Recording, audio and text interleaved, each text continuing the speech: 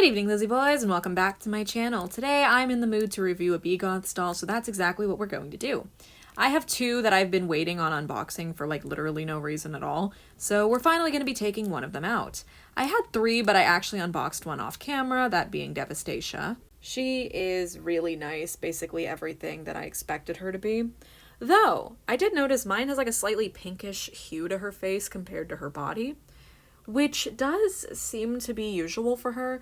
But now I have three Series 4 dolls, and they're all displayed together, because Hypnotica's back there, we got Infinity, and we have Devastation. I got Infinity and Devastation together from the same seller, so it was very overdue for me to finally take Devastation out of her box. I took Infinity out quite some time ago. So here's what the shelf currently looks like. Oh yeah, Annabelle got her jewelry, by the way.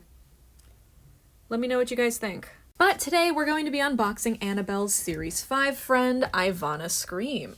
I have really liked IVANNA basically since I first saw her. Her face was always very striking to me, and I really like her outfit. It seems like she's meant to reference the work of the artist who created the Scream painting. His last name is Munch. I don't remember his first name. I'm sorry, I just don't remember. But yeah, we have IVANNA here. And she is a Series 5 doll, like I said. I think, yeah, on this side of the box we can see her full bio, but we'll also be able to see her collector card once she's been taken out of the box. So around the back we can see the rest of Series 5, which is super strong. Series 5 is a really good series. I like all of the dolls in this series, especially Esperanza. I really want to get my hands on Esperanza someday. She is stunning. I am nothing short of amazed that I was able to get Annabelle. And Red Riding Storm is one that I definitely have on my radar. I want her, but I don't want to pay a lot for her. If I could get her for like $100 to $120, I would be satisfied. Lita is cool. She has 3 variants total, including her standard, but she's just kind of plain to me. She's fun though. I like the tattoos, but she's not one that I'm actively after. But like I said, Series 5 is very strong. IVANNA also has a purple variant that looks really cool, but I do prefer the standard, which is what I have here. So without further ado, let's just get IVANNA out of her box, because we've been over everything that there was to go over it. Just got a thing if you want to hang her up and keep her in the box, but I do not. I found that I prefer these dolls out of box way more than I do in the box. I still like them in the box, but once you get them out of the box, it's like a whole new world. That's how I see it, at least. Okay, so I just got IVANNA out, and we have a Crypt Club join kit in here. You guys think I can still send this, or do you think they'll like... It's only 35 bucks. Do you think I can join, or do you think they'll like just send this back and be like, hey, this is like 20 years old, why are you sending this to us? I think I'm gonna keep this. It's a cool little piece of history. Dude, what was I doing being a literal toddler in the early 2000s? I could have got a 7-inch BEGOTHS figure, 2 gifts from the grave, a t-shirt, membership sticker, and button. In addition, members also have exclusive access to the Bleeding Edge exclusive store. Like, what was I doing being 2 years old when this doll came out? I don't even know if that's accurate. When did this doll come out? 2006? Yeah, that's about the age I was. Yeah, I'm getting some pull-up vibes here. I hate when they put tape over the things that you have to undo, because it makes it so much more annoying to get in there. Like, why are you making it so messy? You gotta make me do all this extra stuff. These are very long ties. I guess Series 5 is slightly different, because I've opened a Series 6 doll, and they didn't have tape over the things, I don't think. I'd have to go watch my Penelope review. I've already forgotten what it was like unboxing her. IVANNA's rubber band did not stand the test of time. That makes it all the more baffling that Annie's did. All 3 of Annie's rubber bands were completely fine, so I'm surprised that every other BEGOTH I've opened since then has had them break. Alright, first impressions. She's great. This doll is amazing. Like I said, I adore her face, all the electric, like, lightning motifs on her. Mine does seem to have some minor lip flaws. Yeah, it looks like her lipstick is rubbing off on this side.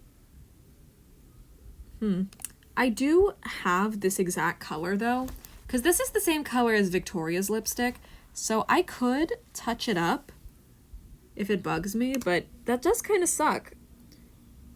It is unfortunate, but it's pretty minor, all things considered, so not too bad. And her lip piercing isn't nearly as off-center as I thought it was. If anything, it's pretty on-center. She's got this nose ring. They stopped doing the rings through the nose after a while. It's pierced interestingly. I don't think it's supposed to be like that.